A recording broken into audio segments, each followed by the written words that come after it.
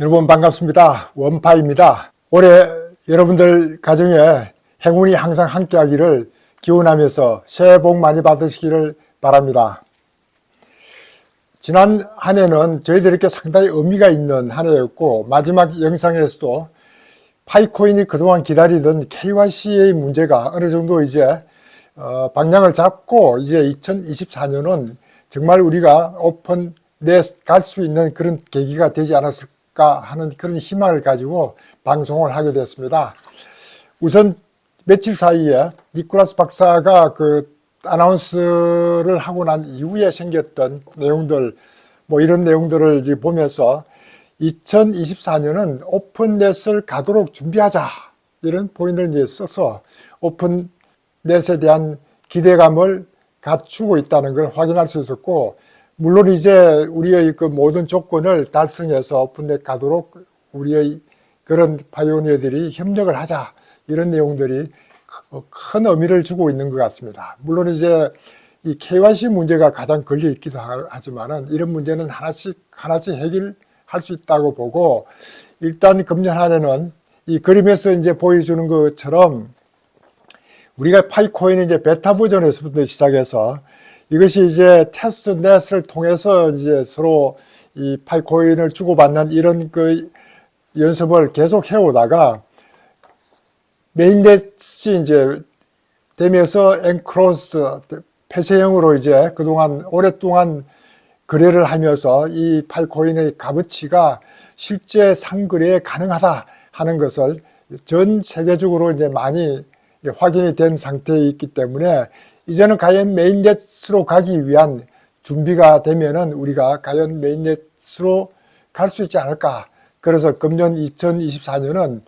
마지막 윈 하는 이 꼭대기에 우리가 올라갈 수 있도록 했으면 좋겠다. 이 그림들은 암호화폐를 하는 사람들이 상당히 고난을 거쳐서 승리를 하게 되지만은, 그것을 지켜보고 있던 사람들은 저 친구는 상당히 운이 좋은 친구야 라고 이제 비웃고 있는 이런 그림들을 얘기하면서 우리는 상당히 역경을 디디고 이까지 지금 가고 있다. 금년 한 해 정말 오픈넷 갈 수 있도록 여러분들이 협력을 할 필요가 있겠다 하는 생각을 하면서 영상을 시작하겠습니다. 그동안 이제 KYC에 관련되는 내용들이 상당히 많은 이제 변화를 가져올 걸 예상하고 있는 게, 이제는 0.4.9 버전이 1월 달에 나온다, 이렇게 이제 나오고 있는데, 이런 내용들이 우리가 이제 제대로 안 됐으면은, KYC가 제대로 안 된 파이오니어가 이의를 제기하고 나면은 당신이 제출한 내용 중에서 뭐가 제대로 안 됐다는 것을 확인하면은 다시 그 분야를 제출할 수 있도록, 이런 것이 이제 1월 달에 나올 수 있도록 이렇게 거부 사유를 분류할 수 있는 검토 시스템이 이제 구축이 진행 중에 있다, 이런 포인트를 썼습니다. 이것도 상당히 많은 KYC가 가능하도록 하기 위한 코어팀의 그 노력의 일환 아닐까, 이렇게 생각하고, 우리가 마치 오픈넷 가는 것을 꺼려하고 있는 그 같은 인상을 많이 이제 줬던 사람들은, 이렇게 우리가 오픈넷 가기 위한 KYC라든가 이런 것들을 하기 위해서 코어팀에서는 열심히 노력하고 있다 하는 것들을 이제 보여주고 있고, 그리고 이제 코어팀에서 하고 있는 코딩 작업들 중에 몇 가지가 이제 우리가 메인넷 가기 위한 준비를 하고 있는 것들이구나 하는 이런 느낌을 가질 수 있는 그런 것들이 이제 트위터 상에서 많이 올라와 있는 것 같아서, 제가 그 중에서 몇 가지만 여러분들에게 한번 소개를 해보고 싶습니다. 이 파이 뉴스에 올라왔던 중에 코어팀이 이제 오픈 메인넷을 위한 준비를 하고 있는 것 중에 이런 그 프로토콜을 수정하는 그런 내용들이 있는데, 이 중에서 이제 수정하는 내용 중에서 웹2하고 웹3의 그런 통합이 가능하도록, 웹2에서 하고 있는 이런 그 작업들이 웹3의 그 파일 브라우저에서도 가능할 수 있도록 하기 위한 이런 그 일들이 벌어지고 있다는 것들을 여러 가지 이제 그 프로토콜의 수정을 통해서 이제 확인할 수가 있었던 것도 상당히 의미가 있고, 또 거기에 이제 솔로반하고의 어떤 관계가 좀 더 구체화돼 가고 있다는 이런 것들을 상당히 많이 이제 포인하고 있어서, 우리가 그동안 이 파이 네트워크에서 가지고 있지 않은 스마트 콘트랙트를 이제 솔로반을 통해서 갖출 것이다. 스텔라 네트워크에서 하고 있는 솔로반으로 갖출 것이다 하고 솔로반은 1월 30일 날 이제 실제 그 메인넷에 올라올 수 있도록 해왔던 이것이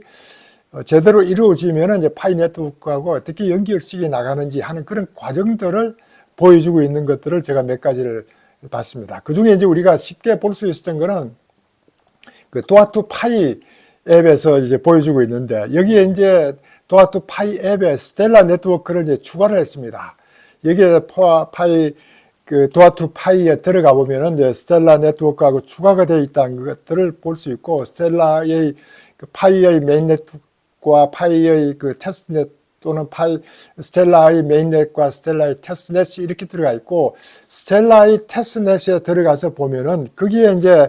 그 롭스터라는 그 지갑이 연결될 수 있도록 만들어 놔 있습니다. 이 롭스터라는 지갑을 연결한 거 보고 저도 꽤 관심을 가졌던 것 중에 하나인데, 이 롭스터는 암호화폐를 하는 사람이면은 대부분 다 이해할 수 있는 그런 그 스텔라 기반 암호화폐 지갑 중에 하나인데, 이 롭스터가 그동안 만들어지고 나서 아쿠아 코인이라는 것들을 무료로 에어드롭을 준다고 해서 XLM 몇 개 가지고 있으면은 아쿠아 에어드롭 하는 이런 것들이 한 2021년도로 기억이 나는데, 그때부터 줬기 때문에 저는 한 3년간 락업을 시켜놨기 때문에 요즘은 뭐 매번 들어오고 있는 것만 확인을 하지만은 아직은 이렇게 XLM이라든가 이런 것들의 가치가 그렇게 높지 않으니까 매번 들어가 보지는 않지만은 이런 그 활성화되어 있는 이런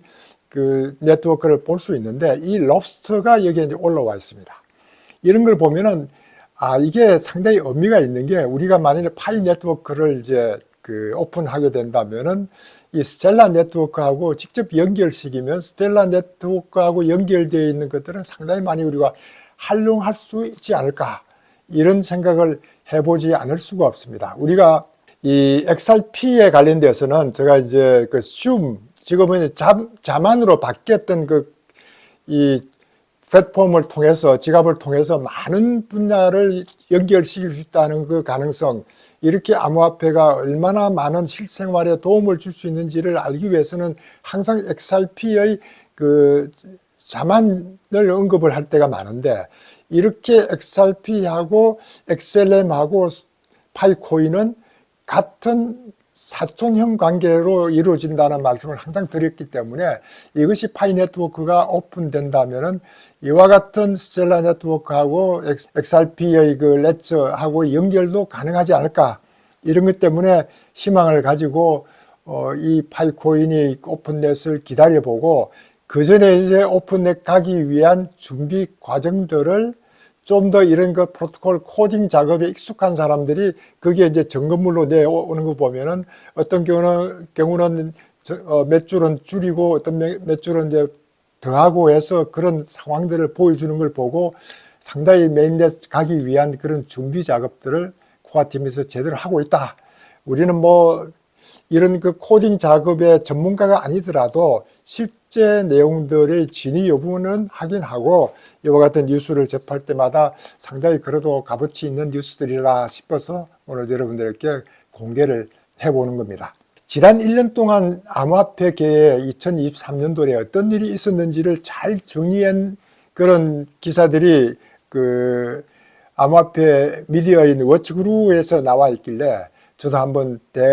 되짚어 보는 것도 좋겠다 하는 이런 생각이 들어서 암호화폐 관련 2023년 돌아보기라는 그런 타이틀로 몇 가지 뉴스들을 접해보면은, 이건 대부분의 경우가 제가 이제 여러분들 유튜브를 통해서 소개했던 내용들인데, 다시 한번 리마인드를 시키면서 이 암호화폐 이런 것들이 앞으로 어떤 그 전망을 우리가 해볼 수 있는지 하는 것들을 같이 한번 나눠보면 좋겠다 싶습니다. 우선 미국 법원에서 미국 판사가 이제 거래소 등을 통해 2차 판매된 XRP는 정권이 아니라고 판단했다. 이게 굉장히 큰 의미를 주고 있습니다. SEC가 그렇게 XRP를 붙들고 물고 늘어지더라도 결국 법원에서는 거래소에서 거래한 XRP는 정권이 아니라고 하는 것이 결론적으로 이 완전한 승리는 아니더라도 이게 이 암호화폐 산업에 엄청난 파급 효과를 줬다는 것을 우리가 이제 이미 알고 있는 그 뉴스가 가장 큰 뉴스 중에 하나다. 저도 이제 그렇게 생각을 하고, 또 한 뉴스는 이제 최근에 이제 일어나고 있던 뉴스가 10조 달러를 운용하고 있는 블랙록에서 이 자산 운용사인 그 블랙록이 현물 비트코인하고 현물 이더리움 ETF를 공식 신청했다. 공식 신청한 것이, 이것이 이제 큰 의미가 있습니다. 이렇게 세계에서 가장 큰 자산을 운용하고 있는 블랙록, 어디에 거대 기업에 손을 안 뻗치고 있는 것이 없는 이런 블랙록에서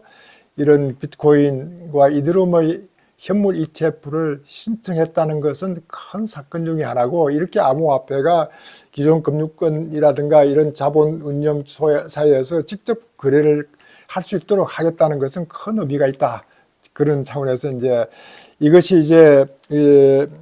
나중에 말씀드릴 수 있지만은 블랙록이 이미 이제 곧 1월 10일 전에는 그 ETF 승인이 나지 않을까, 이런 기대도 해보고 있는 중에 있습니다. 그리고 이제 블랙록의 CEO 래리 핑크를 제가 이제 자주 언급을 했는데, 이 양반이 이제 옛날에는 정말 무시하던 그런 암호화폐, 비트코인 이런 것들을 재작년부터 시작해서 상당히 이제 의미가 있는 걸로 이제 받아주기 시작했던 것. 그래서 결국은 잘 금이다. 비트코인은 국제적인 자산으로 취급해야 된다. 이런 표현을 썼던 것만 해도 큰 사건 중에 하나다. 이렇게 해서 이제 얘기를 하고 있고, 그러고 이제 미 연준 의장으로 있는 제롬 파월이 암호화폐는 자산 클래스로서 지속적인 힘을 가지고 있는 것으로 보인다. 이것도 큰 의미를 주고 있습니다. 이렇게 이제 연준 의장이 암호화폐에 대해서 상당히 긍정적으로 표현하는 것만 해도 대단한 것 아니냐, 저는 이렇게 보고 있고, XRP가 정권이 아니라고 했던 그 이후에 코인베이스가 바로 XRP를 재상장했다는 것도 큰 의미가 있는 그런 뉴스 중에 하나다, 이렇게 말씀드릴 수 있고, 또 이제 코인베이스가 암호화폐 산업에 대한 규제를 명확하게 해달라고 요구하며 그 SEC에 소송을 제기했다. 이것도 큰 뉴스 중에 하나입니다. 아직도 그 소송은 진행 중에 있지만은, 이런 소송을 제기해서 암호화폐의 규제를 제대로 해달라고 하는 이런 그 암호화폐의 입장을 항상 SEC에 요구하고 있는 것만 해도 이 암호화폐의 그 앞으로의 값어치랄까 이런 것들에 대해서 얼마나 자신감을 가지고 규제만 명확하면은 블록체인의 기술은 얼마든지 확장해 나갈 수 있는, 이 경제에 도움을 줄 수 있는 그런 기술이라는 것을 자신 있게 얘기할 수 있는 이런 것들을 엿볼 수 있었습니다. 또한 홍콩 이제 법원이 암호화폐를 재산으로 인정을 했습니다. 이렇게 이제 홍콩 법원이 암호화폐를 재산으로 인정했다는 것보다도 큰 뉴스 중에 하나가, 중국이 이제 암호화폐를 보는 것이 뭐 옛날에는 채굴을 많이 하게 했다가 그동안에는 채굴을 완전히 금지하게 했다가 뭐 시진핑 한마디에서 가격이 30% 40% 올라갔다가 뭐 이런 어떤 입장을 취하는 중국이 이제 서서히 홍콩을 앞장세워서 암호화폐를 재산으로 인정하고 있다. 이건 큰 의미가 있는 뉴스 중에 하나다, 이렇게 보고, 또 하나가 이제 영국 정부가 새로운 디지털 자산 법안을 제정하고 영국을 암호화폐 허브로 만들 계획을 세웠다는 것도 큰 의미를 부여합니다. 제가 지금까지 말씀드렸던 이런 것들이 금년에도 지속적으로 진행될 수 있는 이런 상황이기 때문에 우리가 작년에 중요한 뉴스를 금년 초에 한번 짚고 넘어가는 것도 좋겠다 싶어서 여러분들께 말씀드리고, 이제 역시 금년 초에는 가장 우리가 기대할 만한 것들은 비트코인의 현물 ETF가 정말 며칠 안 남았는데 어떻게 될 것인지, 이것이 이제 가장 큰 이슈 중에 하나고, 그 이슈 이후에 이제 기관들이 얼마나 많이 이곳으로 자산을 가지고 들어올 것인지를 한번 지켜보는 것도 흥미가 있다, 이렇게 보고, 금년 4월에는 이제 비트코인의 반감기가 오니까 반감기 전후로 이 비트코인이 그동안 급등했던 그런 것들을 예측할 때 이번 반감기도 그와 같은 것을 기대해 볼 수 있지 않을까, 이런 생각이 들고, 금년 말에는 미 대선이 있기 때문에 이 선거를 앞두고는 상당히 암호화폐 이슈가 정책적으로 어떻게 긍정과 부정으로 이제 바뀔 텐데, 제가 볼 때 상당히 긍정적으로 바뀌지 않을까. 의회가 제대로 규정을 만들 수 있도록 엄청난 노력을 기울일 걸로 저도 이제 그렇게 기대를 하고 있기 때문에 금년 한 해는 그와 같은 것들도 기대해 볼 수 있고, 또 하나는 제가 이제 그 X 트위터에서 암호화폐 지불 수단을 어떤 걸로 할 것인가가 작년부터 이슈였는데 금년에도 그 큰 이슈 중에 하나일 것 아니냐. 그래서 얼마 전에 일론 머스크가 트위터를 하나 올렸는데, 아직 그 내용을 제가 충분히 검토를 하고 있지 않았지만은 이 글록과 관련되는 암호화폐를 올려서 관심을 가지게 유도를 했던 걸 보고, 야, 금년에는 이 일론 머스크가 트위터를 통해서 상당히 많은 것들을 우리에게 암시를 하는 것 아니냐, 이런 포인트를 제가 받아봤습니다. 이렇게 이제 2024년은 규정 준수를 위한 여러 가지 암호화폐 기반도 닦아 나갈 수 있을 것 같고, 국제적으로는 러시아와 중국은 서로 협력해서 앞으로 달러를 사용하지 않겠다, 달러 중단을 선언하고 루블과 위안으로만 서로 통화를 하겠다, 이렇게 하면서 거기에 앞으로 이제 CBDC를 활용하게 되면 CBDC의 그 가장 호환성을 강조하고 있는 XRP가 역시 사용되지 않을까 하는 이런 기대도 이제 하게 되는 것처럼, 이렇게 이제